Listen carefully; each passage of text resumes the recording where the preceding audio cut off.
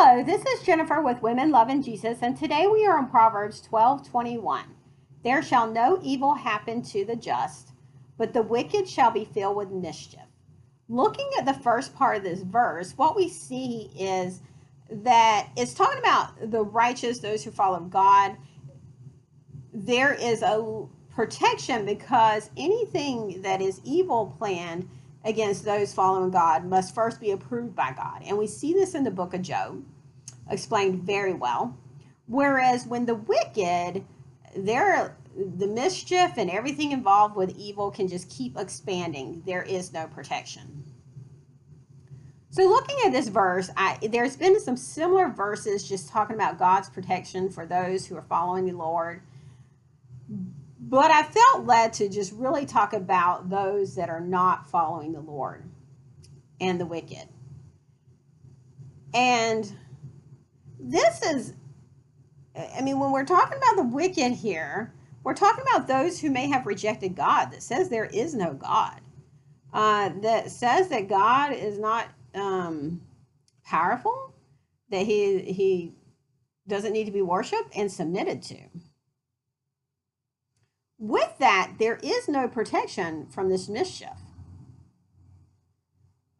Let me give an example. When years ago, when I was doing therapy for a certain program, we had some juvenile delinquents come in, and one was caught dealing drugs, and apparently, like, his whole family were drug dealers, like mom, dad. Just so many drug dealers in his family. I was a little naive, but I was talking, and I didn't realize like some of the anxiety related to selling drugs. And it really, surprised me because I never thought about it. I'd never been around it, so I didn't really understand. But they're carrying a lot of money and they have a lot of drugs, and people know them as drug dealers, in certain circles. And so they're an easy target to be robbed because there's no way you're going to call the police and say, hey, look, my cocaine just got stolen with a bunch of money, because you're doing something illegal. And so you're the only one who can count on yourself. And so you're always looking over your back. You may not sleep well because it's just you that you can really trust, and there is no protection following you up. This reminded me of kind of what is going on with believers and non-believers. As believers, as I've mentioned before, we're always going to have this protection that can come around and help us in so many different ways. If we are rejecting God, we are saying we're left to take care of ourselves, and we're not going to be able to call on God because we're like, no, we're not going to call on you because we're not submitting to you and worshiping you and believing in you.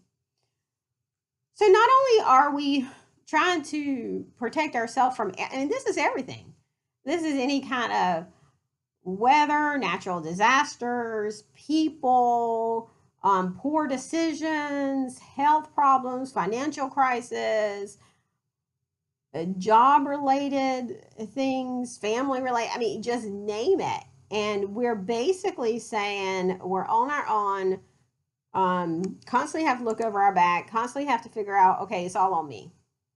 Whereas in some ways, this is just sometimes the peace of the Lord while we follow the Lord. That's not all on us. We can call on God on any second about anything, and there can be protection there. And so for those of you who may think, well, this doesn't pertain to me because I'm not wicked, but you are denying yourself the protection of God in all things that may happen.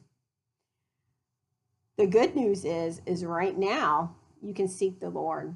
You can ask him to forgive you for your sins and say, you are worthy, and I will worship you. So I pray that the Spirit of the Lord in this verse today has encouraged you.